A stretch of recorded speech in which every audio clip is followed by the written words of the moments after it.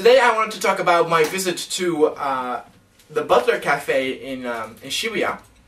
I cannot tell you how many Butler cafes there are. The thing is, I heard there are multiple ones, but if you search for the Butler Cafe Shibuya, you only get one specific one.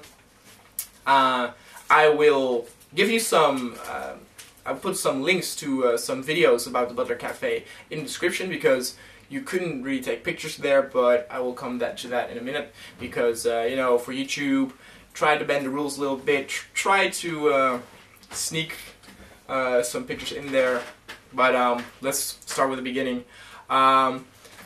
Reason why I'm interested in going to a Butler Cafe is because, you know, I didn't know, you know, what it was. Pretty much, I thought it's the same thing as a host club, just a little bit less, you know, edgy, sketchy. It's pretty much where girls go to and they drink alcohol. They have they eat some small snacks, or you can have dinner there, and all the staff are foreigners, Western foreigners,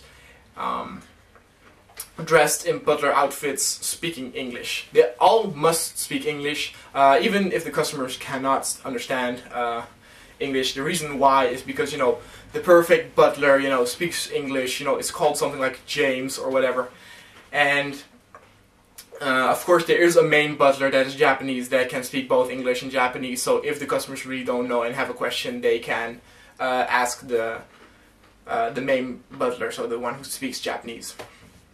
Now when we went there, I went there with Mika, of course, because I don't want to go there alone. That would be very weird.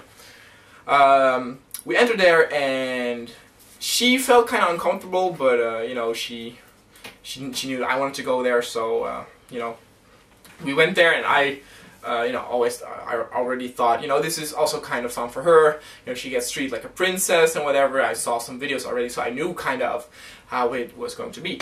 So I walked in there, and pretty much when you walk in there, they're like, "Welcome, my princess." They all speaking like that, and all in that tone.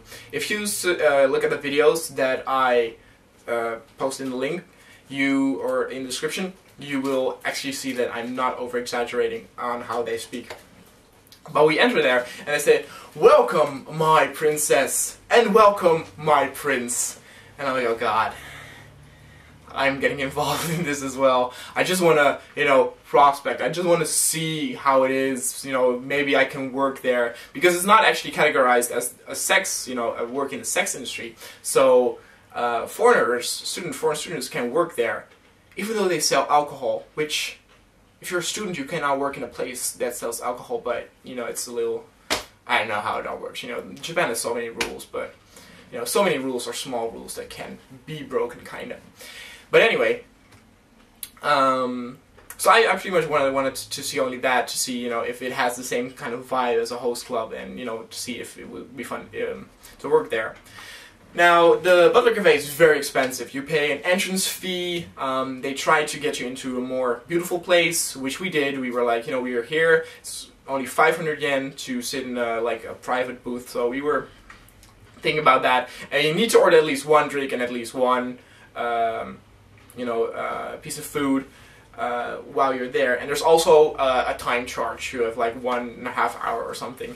And if you don't watch the time, then you need to pay extra, and they say that the butlers will not, you know, help you remember the time, so if you forget the time, it's your own fault, you need to pay more.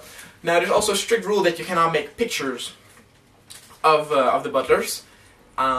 This is pretty much the same in the maid cafes. The maid cafe is also very extreme, where you cannot film or, you know, take pictures of the maids. You know, you can take a picture, but that's, you know, with their camera, and you need to pay money for it. In the maid cafe I went to once, it was 500 yen. In the Butler Cafe, it was 1,000 yen for one picture, and the butler like holds the girl up like you know, like a, I don't know, a strongman pose. But anyway, the butler introduced himself, recommended some things, all in English. Mika doesn't know any English, so she just nodded her head, but she didn't understand it. I, of course, understood it all. And then, when we got our drinks, the the guy, the butler that served us, asked the question, "I'm sorry, Princess Mika, Prince Max, but do you remember my name?" Because he introduced himself in the in the beginning, and Mika didn't remember. I remembered it because it was kind of easy. His name was Richard. I still remember now. We were served by two butlers. Well, the Richard guy and some random Adolf. I don't know the name of the other guy.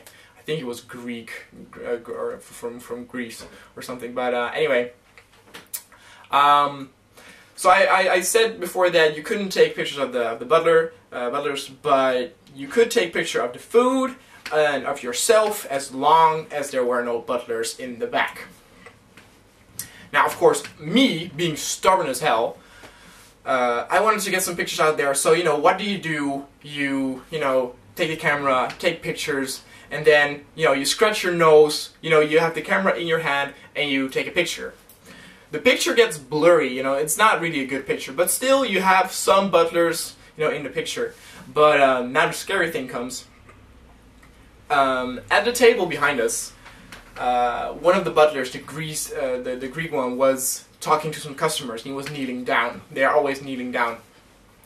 And I was looking at the pictures, at the camera, and it was Mika's camera, so I handed the camera back, and while doing that, so while in the motion, I clicked the button to take the photo, so that it was, it didn't even really look like I was making a photo of Mika. It was just giving the photo camera back, and, I just, my finger slipped on the button.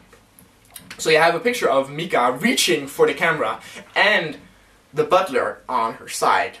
When I did that, the main butler came in immediately and warned us that if you take pictures of the butlers, that you would be escorted outside and would not be allowed in anymore. Now, that is very strict and very Gestapo-ish. But that still is not the most scary thing. The most scary thing is when you look at the picture itself, you can see that the butler who is talking with the customers is actually looking towards me.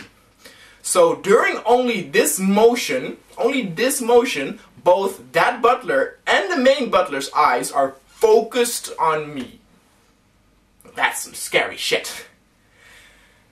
Now, that's already, I already didn't feel very welcome, even though, it was my own, fault for breaking the rules because it was clearly written on there. However, another reason why I don't want to work there is the whole butler act really is not cool. I don't know why I thought it would be fun, but you have to realize that you need to ring order the butlers around or call them with a bell, and they need to say, "Yes, my princess." And they talk all like that. For example, you need to fill in a short survey with your interests and stuff like that, and they ask some questions about what you did during the day and blah blah blah. Kinda, like hosts do, talk just, small talk. And we went to the movies to Planet of the Apes. So I said that. And the butler answered with, I heard from many princesses that that movie is very popular. We butlers, however, we need to stay in our castle all day. So we have no time for movies. I think I would be a good butler though, like talk all like that and all like that shit, and then ho, yes. My name is Max, and what do you want? I can recommend the princess pancakes, and if you want a photo with me, that will cost you 1,000 yen. But anyway, the whole act of acting in as if I live in a castle and other princess and blah blah blah. Maybe it's cute for some Japanese girls. I looked around, of course, to the other customers, and it didn't seem like there were any really loyal customers. There were just customers that were going there just to experience it for fun.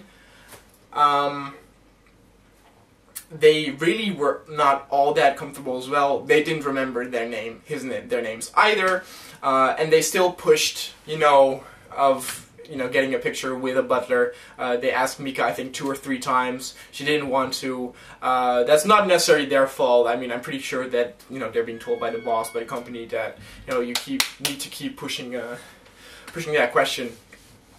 All the food and stuff like that is very pretty though. It's a very pretty place. They put your name with like chocolate syrup. They put your name on the plate of your main dish. They said it was like a surprise, so we had to like put our hands before our eyes, and look and it's my name on the plate. But if you look at the video that I said before that I put in the description, you see that they pretty much do that to everyone. So it's not that special. So yeah, it was a very, very interesting experience, and also an experience that I never want to do again. Can I recommend it? God, it is an experience. So maybe yeah, it was expensive though. Like per person, it costed about 4,000 yen, I think, altogether for only like 1.5 hours maybe. Also, my friends, all said, if I would work there, they would make my life a living hell by, ordering me around like, kiss my boots. So, yeah, it's not, but I'm glad I went there and now know that that is absolutely not the job for me. I mean, the whole, the whole princess and butler look, it's not my kind of style. I guess it is kind of fun to do as, your work other than only teaching English. I don't know what, for example, the payroll is, or how much you get paid, but it at least is more fun. Well, actually, that depends on your own taste than teaching English. But yeah, if it seems fun to you, try it out. It was fun, but it had a lot of awkward moments, and I will see you guys next time. See ya.